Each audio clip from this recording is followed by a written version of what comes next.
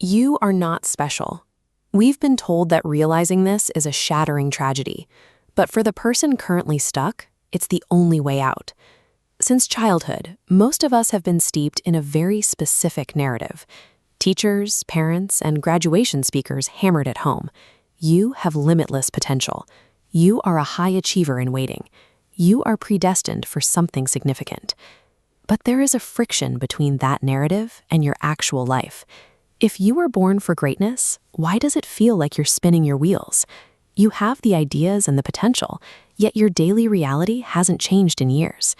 You see people who seem unremarkable, people with less talent and lower test scores, consistently hitting milestones while you stay stationary. They are building businesses and finishing projects while you're still preparing. This happens because the belief in your own specialness acts as a psychological anchor. It makes you feel too important to do the unglamorous work required to actually become significant. The first symptom of this syndrome is a subconscious demand for immediate mastery. When you believe you have high potential, you convince yourself that your very first attempt at anything must be a masterstroke. This creates a crushing internal pressure. A simple task, like writing a first draft or starting a gym routine, suddenly feels like a test of your entire identity.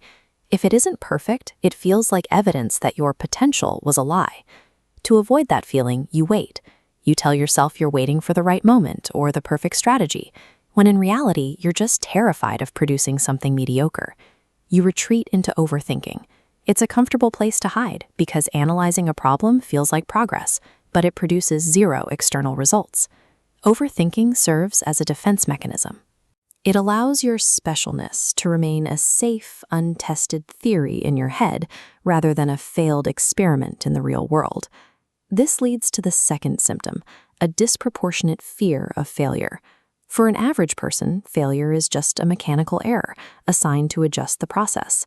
But for the special person, failure feels like a cataclysmic identity crisis.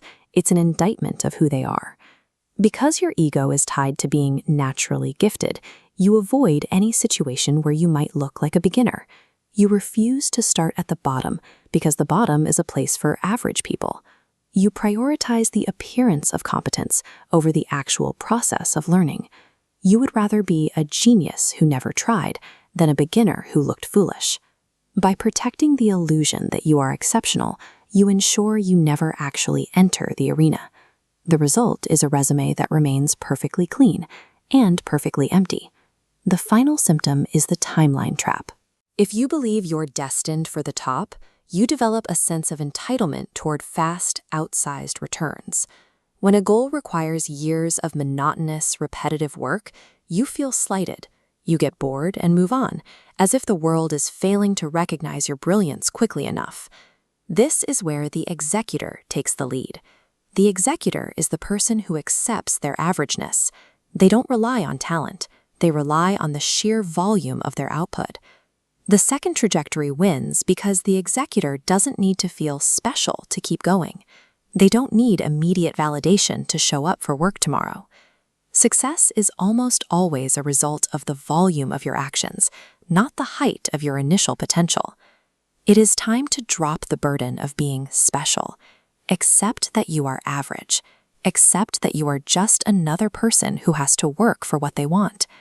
Acknowledging your averageness isn't a demotion, it's a liberation. It removes the pressure to be perfect and replaces it with the freedom to be useful. When you are average, you are allowed to be bad at things. You are allowed to fail in public. You are allowed to start at the absolute bottom and stay there until you've earned the right to move up. Success functions like a daily wage, earned through unglamorous, repetitive effort. Waiting for it to arrive like a destined inheritance only leaves you stationary and empty-handed. The average person who acts will always outpace the special person who waits. If you're ready to stop waiting and start building, like the video, subscribe, and tell us in the comments what you're starting today. Get to work.